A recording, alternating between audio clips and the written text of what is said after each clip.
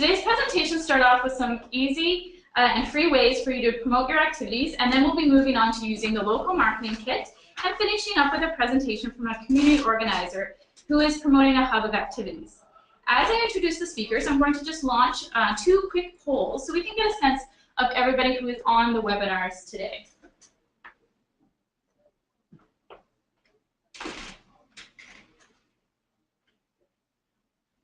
So as everyone fills that in, I'm going to first introduce us to our first speaker, who is Public Relations Consultant Mercedes Finley. She is working with us on the Culture Days campaign, and Mercedes has more than a decade of media experience in public relations, advertising, brand partnerships, and communications. As a consultant, she has developed and led initiatives for nonprofit and private clients. And so I see people are filling in the poll. I'm just going to give it another few seconds. As I introduce our second speakers, who are Jeffrey Halpro and Joshua Sinclair, both from the creative agency BTA, who are our national creative partners. With 20 years of award-winning graphic design experience, Jeffrey is BTA's creative director, managing creative solutions across multiple channels.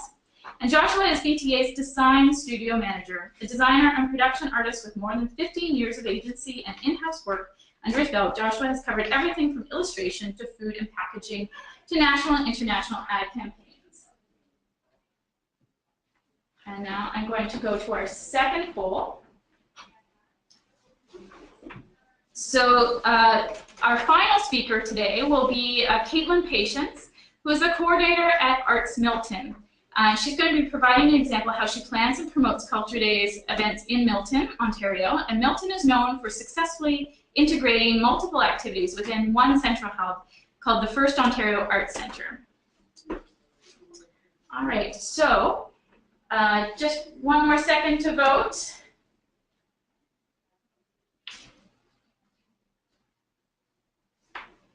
Okay, we're almost all voted. So I'm just going to show what the results of our first poll was.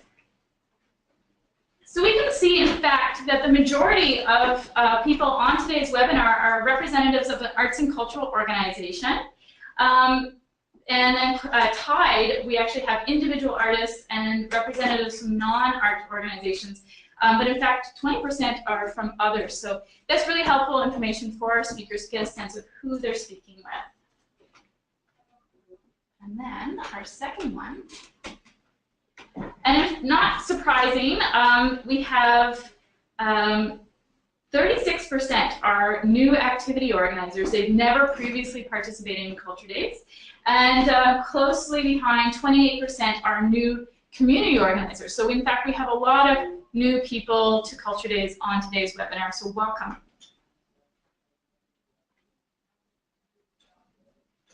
Okay. We just need to pull up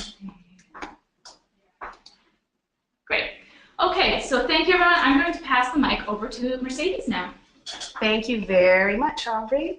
Thanks for the great introduction as well. I'm kind of blushing over here. I appreciate it. Welcome to everybody, and we'll get right into it. I hope that this is helpful to you today. Basically, we're here to make sure that you can become the most savvy users of the tools already available to you. That's what all of us will be talking about here today.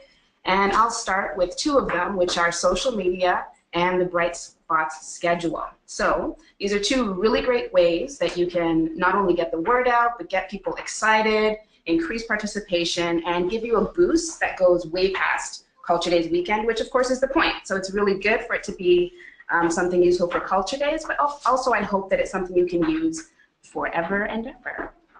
So there are ways to get into it. So how do we look at this huge landscape that is social media? It seems very scary and very daunting, but it doesn't have to be. There's a few simple steps that you can follow over and over again, regardless of your level, your stage, or who you are. So I saw we have a good mix of folks on here. Regardless of what it is you do, this is something you can do over and over again in order to really use the medium as best as you can. So the first thing we do is identify the audience.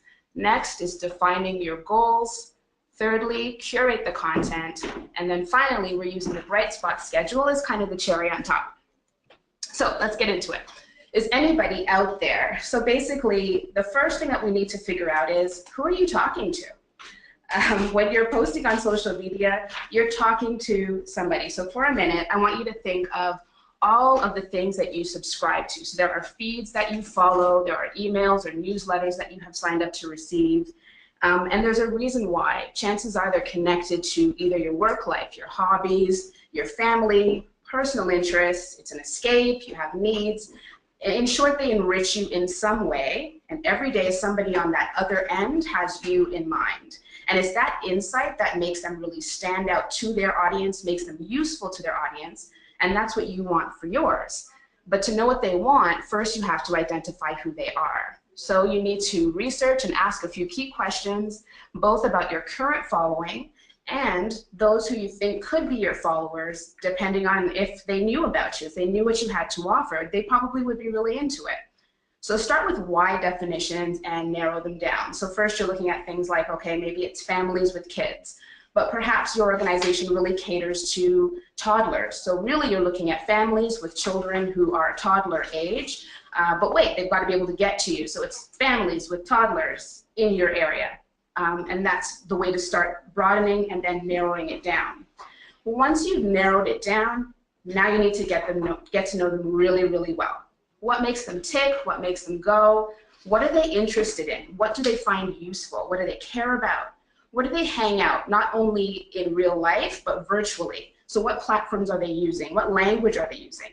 How do they interact? How often? What language do they use? What do they complain about? People take to social media to complain about all sorts of things, and it's actually really, really useful to you because it will help you to curate what it is you are doing. All right, so it seems like we're probably ready to post, right? Well, not quite yet. The next thing we need to do is figure out, what are we doing here? So what is it you're looking for from this exercise? Why are you on social media? What is the goal? So the first thing is to pin that down. And it may not be a single goal, it could be several goals. But at any rate, you want to pin those down. So you want to figure out, are you looking for increased followers? Would you like a greater attendance at your culture activity? For our purposes, we'll assume that's one of the things that you want is max attendance. But what else? Do you want to drive revenue? Do you want more interaction? Do you want more engagement? Do you want to build or be the champion of a community? Do you want to raise awareness? There are several things that you can use this medium for, but you need to figure out what that is. So once you've figured that out, next is determining your strategy, and that's just how you're going to get there. So how are we going to get to the point where we feel like we're meeting our goals? So ask yourself things like what assets you have currently that would prove useful. Do you have pictures and videos already banked that you could start to throw out there? What platforms will you use? What are you already active on? What are you really good at? What do you need to brush up on? What could you find out more about? Maybe you're on Pinterest and LinkedIn, but you need to get to know Instagram and Twitter a little bit better. Once you're there, what kind of messaging could you share? Again, that feeds into that goal that you've already pinned down. So once you have your goals and your strategy set, you know who you're talking to, defining your voice, your focus, and your content is really pretty easy. So finally, we get to the meat and potatoes, and that's the content. And your content really, really is key. Everything we've done until now is behind the scenes and extremely important to set you up for this time. This is your front-facing information. So now we're pulling in all of the things that we've gathered to curate useful, relevant content that our audience cares about, and that serves the goals of both sides. So you both need to serve your audience, what is it they're looking for, but also to serve your own goals. So keep in mind, all throughout, visual content is indeed king. So it's fitting that we're sitting in a creative agency. It's the paramount. People love pictures, they love video. They're more likely to be shared. They're more likely to be reposted. People are more likely to interact if it includes visual content. So that's just something to keep in mind throughout. So before we tackle it, it's easier to break it all down in terms of your planning for your content. So for our purposes, again, if we're using the goal of maximizing our Culture Days activity attendance, let's look at it in pre, during event weekend, and post-event. So Leading up to the event, we want to create anticipation and serious FOMO, so fear of missing out. You want everybody to be like, I need to be there. If I'm not there, I'm going to be missing out. Basically, you need to feel like I did this past weekend when everybody else was watching Game of Thrones, and I was not, because I don't watch it, but I don't even watch it, and I felt like I was missing out. So you want to do things like share teaser videos, and share behind the scenes pics as early as you can. So as soon as you start buying supplies, setting things up, you're meeting with the artists, you're meeting with the other groups. Take pictures, take videos, and put them up, and that really heightens anticipation. So once you know the details as well, share those creatively and often. Really just use your imagination and go for it. And also remind followers about registration windows, and as they fill up, share the urgency. You definitely want to say to people, look, there's only 5 spots left in this really great opportunity. And again, it really spurs people into action and really gets them excited about what you're doing. During all of this, take advantage of popular hashtags. That includes the Culture Days tags, any relevant tags from sister activities or organizations in the region. So there's a few things that you can do. So first of all, the Culture Day stuff is listed at the bottom here, but I'm sure you're seeing them over and over again. So make sure to add those to your posts because it ties it in again with this national movement that is Culture Days. But also there are other fun things that you can tag on to: Man Crush Monday, Woman Crush Wednesday, Friday Feeling, Talk Tuesday. There's a whole bunch of them, and basically these are all just pulling things together so that they are searchable in terms of people who are checking things out online. Instagram's a really great one for this, and there's some really great stuff. I'll talk about that in a minute. So at this stage, also, you're looking at a minimum of once a day. That's the absolute minimum. If you can do more than that, then do it. That way you're active and you're constantly on the mind of those who you are talking to. So now it's Culture Days weekend, so we're during.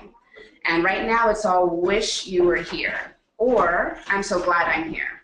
So right now it's pictures, videos, reposts of participant content the entire weekend and that of your own.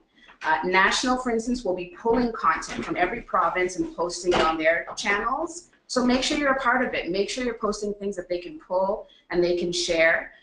Again, Instagram is a really great one for this. We'll be using Instagram stories. Go ahead and play around with some of these platforms beforehand so that you're familiar with it at the time. You can tag them by location, which is really useful, especially for us, but also you can throw hashtags on those as well. Yeah, so at this point, you're also looking at a minimum of 5 or so posts per day, per week, for the whole weekend. So if you can get somebody, say for instance, you are running this by yourself, if you can pull in somebody else, whether it's a staff member, a family member, a friend, anyone who can help you sort of and champion this for you while you're working, let them do that, because you really need someone who is dedicated to posting during, because the day can really get away from you. All right, so finally we're looking at post-event, and now it's time to just celebrate your success. Share and repost pics and videos of and from your participants, and thank your staff, thank your helpers, thank the other community organizations that helped make this possible. Make sure you're tagging, make sure that you're reposting. You're celebrating. Be sure to include any and all media coverage. That's a really big win. And then you want to keep the momentum going by staying active with your participants. You're going to have old followers who are always there from the beginning, but you hopefully have some new ones too. So ask them for feedback. What do they want to see next year? What was the best thing that they were part of this year? Ask them to send you any pictures or video that they didn't post during event weekend. And when they do, make sure you tag them, give them a shout out. And you can do follow backs depending on how big your organization is, or if you're an individual, it's easier. You can certainly follow, so when people follow you, go ahead and follow them back. It makes them feel good, and it kind of gives them to you for life, and they really appreciate it. So within all of this, be human. And I know you're thinking, what else can I be? That's what we are, we're humans. But it just means be real and be you. So share your authentic voice in a way that just makes your followers feel like they're just talking to somebody on the patio. They're talking to someone who gets them. That's what everybody just wants to feel. So if you're naturally funny or witty, whimsical, weird, whatever it is, just let that show, let that voice out. And use terms and language that is popular and familiar to your audience. So, for instance, I can't use lit or bae with a straight face in a sentence, but if I was a preteen or a teenager, I would get that. I would think that was really cool. Otherwise, you can use nostalgia terms for others and for yourself, things that resonate with you. All right, so gone through the weekend. So here's something that we can talk about that you can do both before, during, and after. And that's work with the Bright Spots schedule. So at first glance, it really seems like something that is ideal only really for participants, but that's not true. It's really, really great for organizers because it's a way to enhance your on-site and digital efforts. It's a way to really bolster those by showing people and doing some of the work for them, really. So the less work that folks can do on their own, the more they appreciate it. So thanks to Aubrey, she's posted on the slide here an example. So what you can do is go in, you can search by region, activity type. There's so many different ways. Audience, ding, ding, ding, that's especially important for our purposes. And you can go in and put together a bunch of different schedules that are useful, again, to your audience. So for example, let's say you put together a whole schedule of related activities happening in proximity to your own, one that demonstrates a full day. So basically you park once and go. And then you would take these schedules and you would post it on site, so you're at your own location. But as well, if you're friendly with the coffee shop next door or the library or another place nearby, go ahead and ask them to throw it up for you too, and that's really helpful. And obviously you can ask other organizations around you that are putting things on to do the same.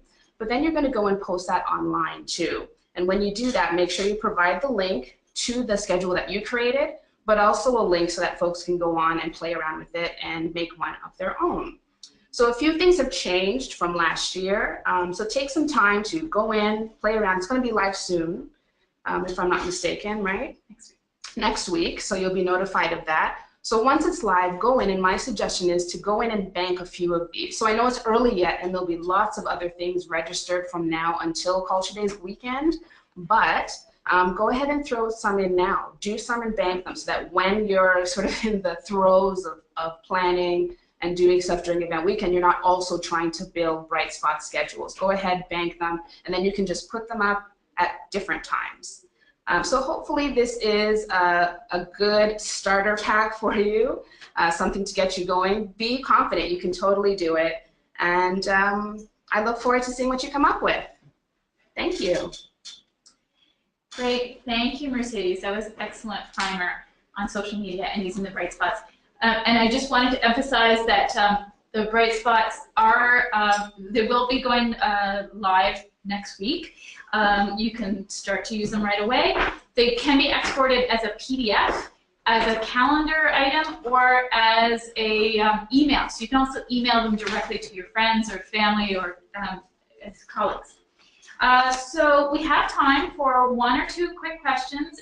You can type them into the question box.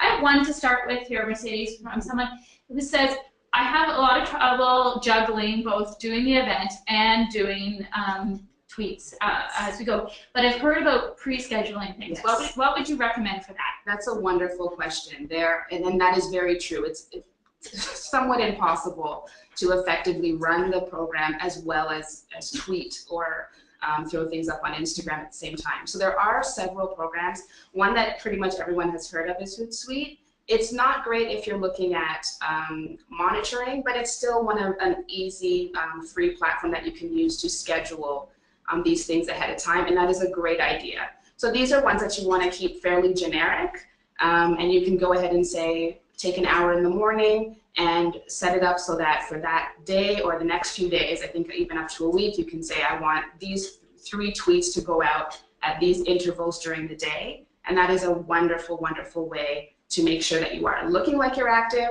while you're actually physically active working on your activity. Mm-hmm. So look up some more. There's a lot of them, so go ahead and do a search, but that's a good idea. Mm-hmm. Okay, and then we have another question. This person says, I'm not a great photographer, but you say social media is a very visual medium. What are your thoughts about using maybe not the best photos versus no photos at all? use the photos, and I would use the photos. So that's the basic answer. You go ahead and use the photos. You'd be surprised. You don't have to be a professional, not even close. So first of all, a lot of our phones are so awesome right now that you can take pretty great photos even if you're not particularly good. But more, I would pay attention to the content of the photo. So even if the quality is not fantastic because you're not the best, if somebody in the photo is smiling, jumping, looking active, looking engaging, that is just as enticing as a really, really beautiful landscape, let's say, even more so. Great, thanks. Those are great. One last question. Is it ever possible to post too much?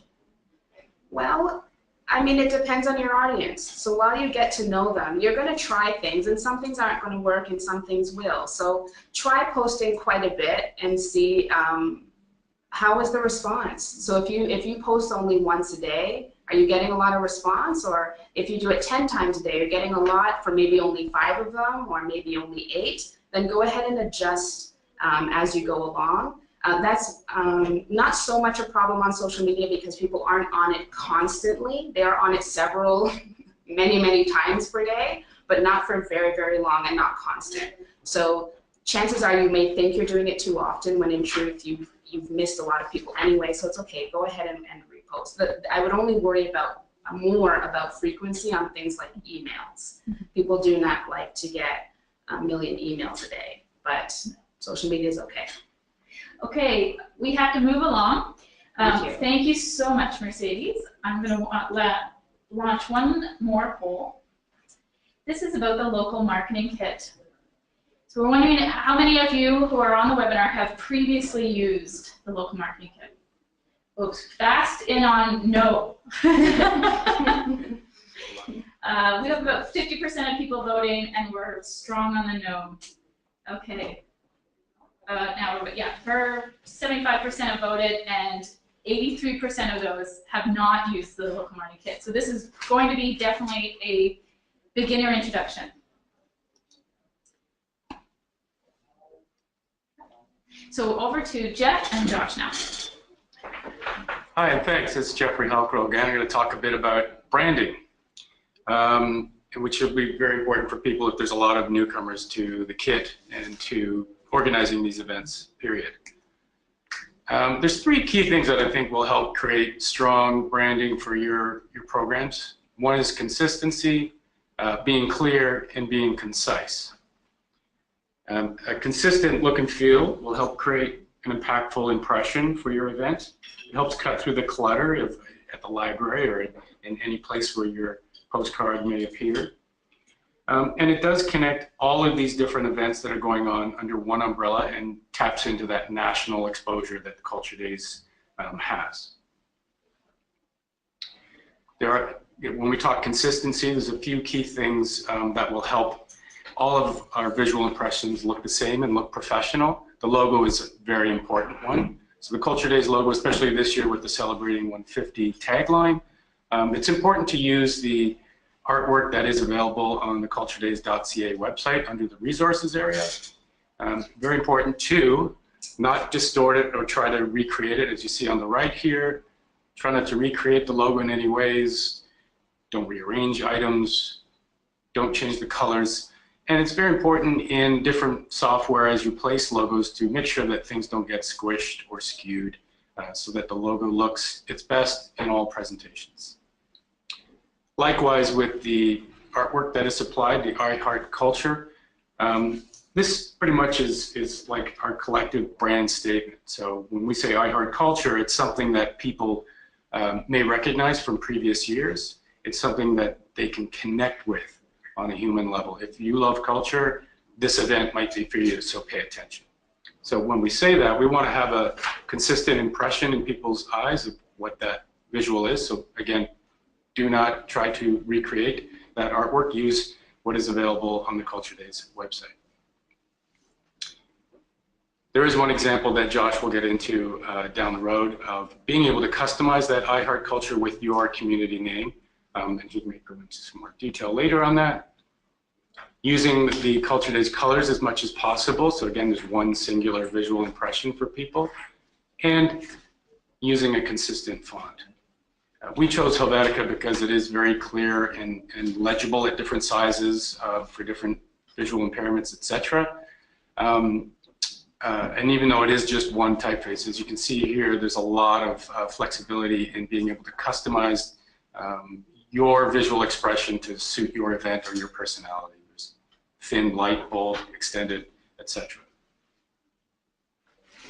So bringing all those together, that sort of talks about consistency. So this is an example of a little flyer or postcard or something like that. We've got our consistent elements, but what's really important here is that they're coming together in a very clear way, the background being white, it's very uncluttered. You may have a couple of extra visuals like images or something, but try to minimize that so it's not too cluttered. There's a simple hierarchy here of the very big I Heart Culture main image. You may have a photograph. And the Culture Days logo is placed in a very prominent way, so my eye goes there. I know who's delivering this message. And then we have the details in the copy if we want to find out more about what's going on. And speaking of copy, being concise is very important. Being able to have a short little heading there that brings people in and attracts them in some way with the key information below that. Try not to get too wordy or expressive. If it gets too long, people just aren't attracted to read the details. So just the basic information. You want to allow people to know when and where to go, so that's important, but try not to get too many details in there, just the basic times and places.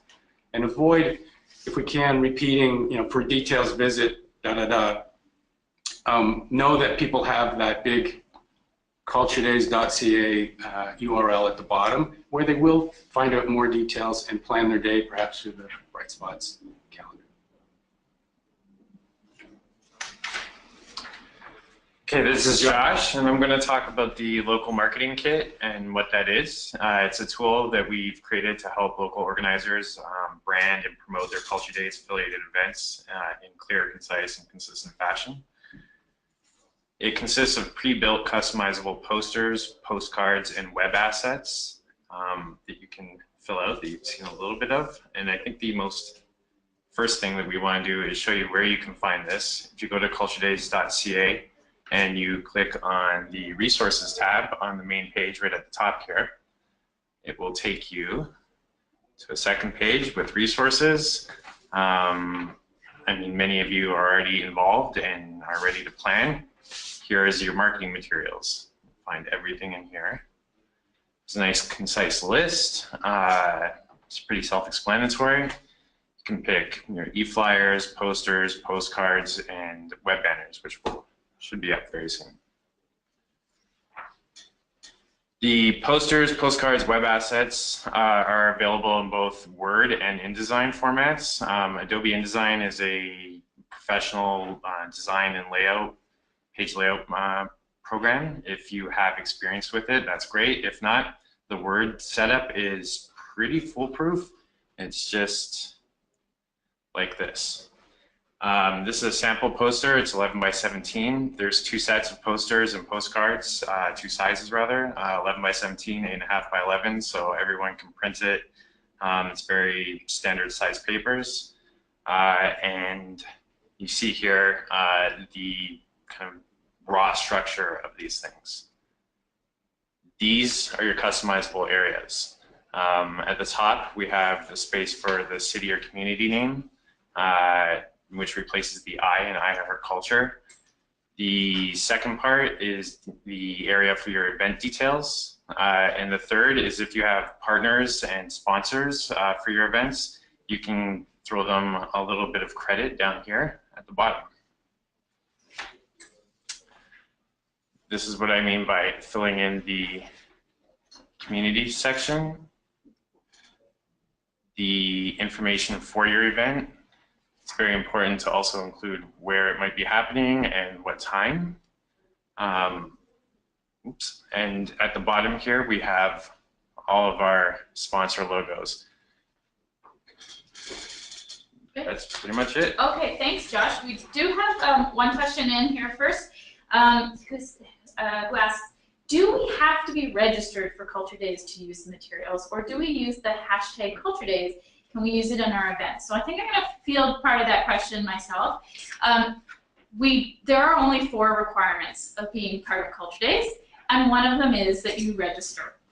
That said, before you've done your registration, you can actually access these materials. They are on the website. They aren't behind a password-protected system, so you can go and download them now.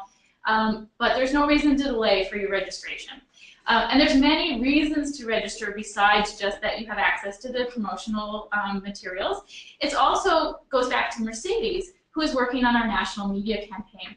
And we use our lists of registered activities to find the exciting stories happening across the country, and then she'll be, in the month of August and early September, pitching media all across the country about what exciting things are happening in their communities and regions.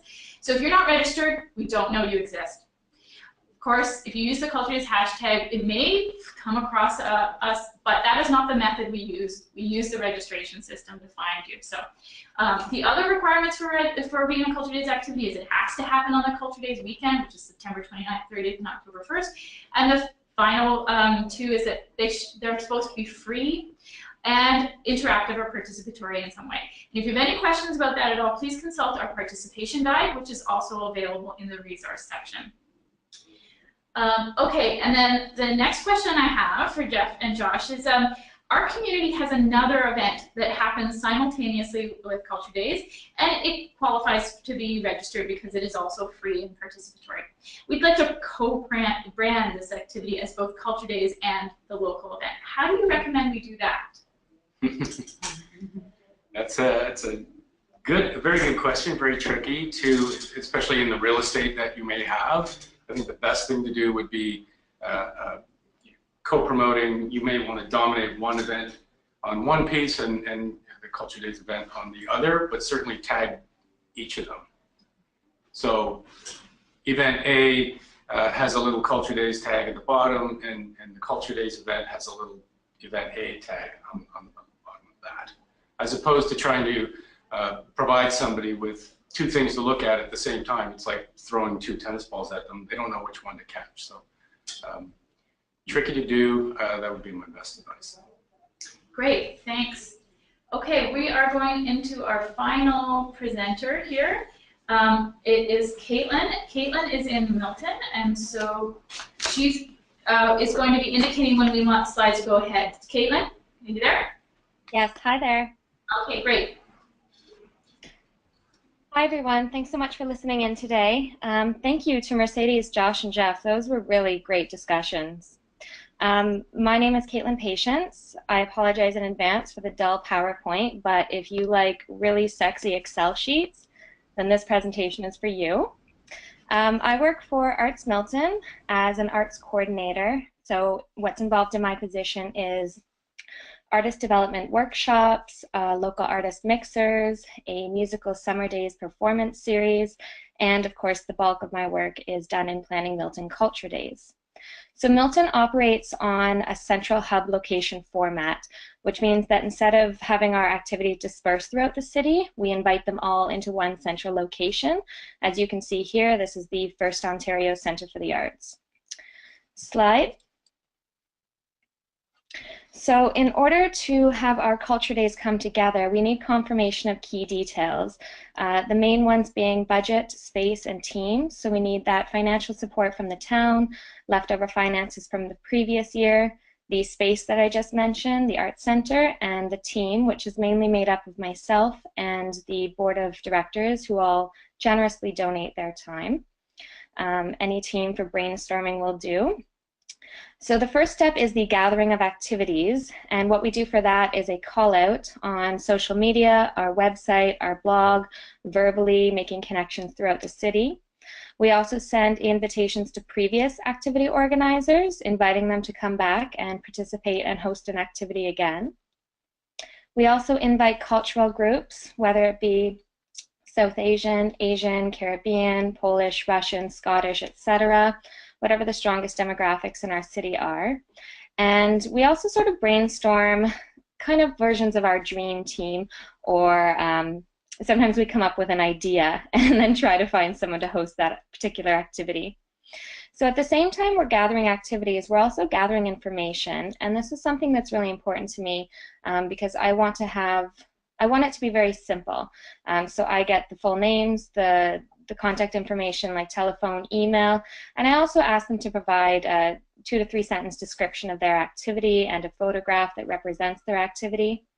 Sometimes activity organizers are either unfamiliar with culture days and they don't know how to participate, but they want to. So we work on hashing out an idea together and try to make something come together. In terms of communication, I'm always very aware that although this is a pretty full-time job for me, for a lot of these activity organizers, it's very much volunteer, their time, their materials, their staff. So we've tried things like Basecamp in the past, but it's almost too much of a commitment for them. So what I do is just good old-fashioned email and phone calls. And we also hold 2 meetings throughout the summer in which we can all come together and I can give them updates and we can brainstorm and hand out print material, etc. So scheduling is probably the biggest part of a hub location. You have to deal with the special time and location requests. We have to navigate all the different rooms that we're dealing with and how they fit into the various time blocks. And then we have to deal with crossover, such as activity organizers who have volunteered to do multiple activities, auditory crossover, so we can't have 2 musical activities within the same general space, and of course the audience, the demographic, and how they're moving through the space at what times. Slide. So you can see here, this is the first of 4 Excel examples. This is an example of how I schedule activities. So it's sort of a vertical time blocking by hour. And then I just list the room, the activity organizer, the activity, and the duration of the activity. Slide. And this is how I keep track of the activity organizers themselves. So we actually have 80 this year. And I break it down by activity and organizer, and it's in alphabetical order. And I take into account special requests, whether they've been placed on the schedule, if they're going to get rack cards and how many, and as well how we're marketing them through our social media, our website, etc. Slide. A continuation of the same Excel here. I keep track of the genre type because that's often how we market activities and we group them together. Sort of a general description of the activity, the setup time that they can arrive and the time that they're going to be doing their activity, and the location. Slide. And then here finally I also keep track of whether I feel like their activity is fully confirmed or if I think that it might not come through for some reason, whether I have a description or we need to write one, whether the activity is registered, and if I have an image to represent it. And then following that, I just keep track of their full name, their phone number leading up to Culture Days, as well as a phone number for the day of. I find that's really helpful. And then we also keep track of supply notes, technical notes, etc. Slide. So as a community organizer, we do marketing in various ways. Our budget is, of course, limited. We do online marketing, mostly relying on grassroots style, so our social media like Instagram, Twitter, Facebook page, our website, and our blog, and we also have an e-newsletter that goes out monthly. But then we also do put some money into a Facebook campaign because we find that's the most effective because we can choose the demographic, the location, the type of people that we want to attend Culture Days, etc. Slide. We also do sort of outdoor marketing. The old-fashioned style you see here on the left actually works quite well. We put those in a central area throughout the city, the curbside ads. And then we also rely on the town digital advertisements, as you see on the right here. Slide. We also look to print advertising. We don't necessarily pay for it because we find the cost is much too high for a not-for-profit organization, but we do use the First Ontario Centre for the Arts brochure, as you see on the left here. On the right is a local magazine that's quite popular, the Milton Villager. We also arrange to have pre-event marketing in the local newspaper, the Canadian Champion. And then we always print posters and printed material using the Culture Days branding and the local marketing kit. And for the day of the actual Culture Days, we offer what we call day sheets, which I'm not sure if other communities are using. But what we do is we break down the activities by morning and afternoon for each of the days. And then when people come in, they're not overwhelmed by everything. They're simply handed a list of the 10 to 15 activities that are happening within the next 2 to 3 hours, and they can pick and choose what they like. Slide. However, out of all of these, we find that as a hub location, one of our strongest forms of marketing is through the activity organizers themselves. But as mentioned, this is very much a volunteer activity for them, so I want to make it as easy as possible for them to market Culture Days. Slide. So I send out what I call the Activity Organizers Culture Days Toolkit. Last year, I'm going to show you images of what it included. So this is the brochure from last year, and we're not doing a brochure this year. We are going to rely solely on the culturedays.ca website and the Bright Spot scheduler listing. But there's this piece, and then slide. This is another piece of our brochure advertising library activities because the library is connected to the First Ontario Centre.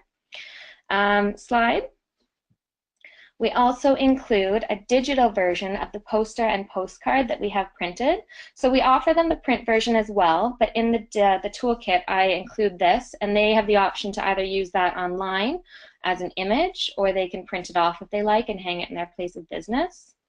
And I give them the small and large version. Slide. Here, I think this is the most important part of the toolkit, and I hope to update it this year to be even more in line with the Culture Days branding. But what you see on the left is a Facebook cover photo, and so we want to make it really simple for people. We don't want them to have to worry about sizing or whether they're altering the branding through stretching or pulling or it not fitting where they want it to. So that's for Facebook on the left, and then on the right, it's hard to tell, but it's actually a square image. So they can use that for their Twitter or Instagram profile or as a simple Instagram image. Again, just making it really simple for them to put it out there through their own social media. Slide. Finally, I include additional graphics, whatever is provided to us by Culture Days. These are some of the examples of ones from last year. And then we also include our own Arts Milton logo because we do want to get our branding out there as well. And they are welcome to use these in whatever format they wish, whether it be an e-newsletter, their social media, their website, their blog, etc. Slide. This is the last piece. I like to just spell it out for them literally. So I give them this short Culture Days description, which they can actually just copy and paste. It's a Word document, and again, they can take it and put it in whatever format they like, because I don't want anyone to delay advertising Culture Days because they don't have the time to write something out. I don't want them to have to do any further research. We also include an Arts Milton description if they want to include more information about that. Slide. So that's about it for the toolkit. I send it out both as separate attachments, and I also zip it and put it in a folder. Again, because I just want to make it easy. I don't want someone to receive a zipped folder and not know how to open it. So additionally, the files are all there ready and waiting for them. Activity organizers really are one of the strongest marketing tools that we have. So finally, measuring success. The ways that we do this are judging the popularity of activities. The board and myself, we usually have about 10 activities happening at all times over 2 days, and I try to make it to every one and judge how popular it is, the attendance. Another way that we figure it out is kids have the option to sort of gamify their Culture Days experience. So on their day sheet, they can collect stickers, which are provided to activity organizers, and we encourage them to go and spend the whole day there and do as many activities as they can.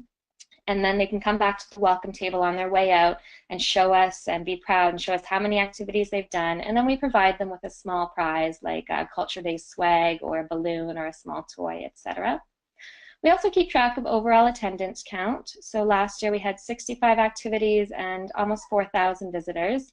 And so that will hopefully give us an idea of what to expect this year since we have over 80 activities.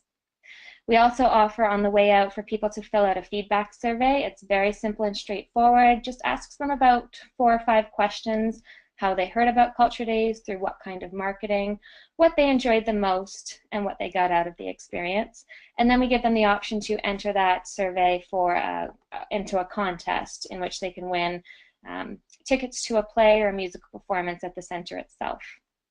And finally, at the end of Culture Days, we always send out a survey to get feedback from our activity organizers to find out what they thought of this year's Culture Days and the organization of it and how we can do better for the following year. Thanks so much. Wonderful. Thank you so much, Kaitlyn. So much good ideas in there. So many good ideas. We have a question here that says there are 2 hubs holding activities on the same day in our community. And would it be recommended that we each advertise our events separately or combine forces? And it says we will be located near each other geographically as well. Yeah, so that's interesting, the last point you made there. That was actually a big decision we debated this year, was whether to split the hubs, because as you can see, we feel ourselves growing and possibly soon outgrowing the center. So if you are doing it in 2 hub locations, I would absolutely, as the previous presenters recommended, advertise it together. And if you are near each other, I would arrange some sort of work with the transit in your city, or arrange a shuttle between one to the other, and definitely work together. As the previous presenters mentioned, you don't want to confuse people by doing one or the other. Give people the option to do both and join forces. That's a great suggestion, Kaitlyn. A number of communities have used transit. They have sometimes chartered a bus that just goes in a loop between 2 or 3 major hubs, and other places have actually created sponsorships with their local transit system. Wonderful. Yeah, so I actually forgot to launch the poll, our final one, before Kaitlyn's presentation. I'm going to launch it now. It's asking if you are actually a part of a hub location, whether as you are organizing it as part of a team or you're the lead organizer. And meanwhile, we now have time for questions for all of our presenters. So please submit your questions on the question box. We do have a few minutes for that.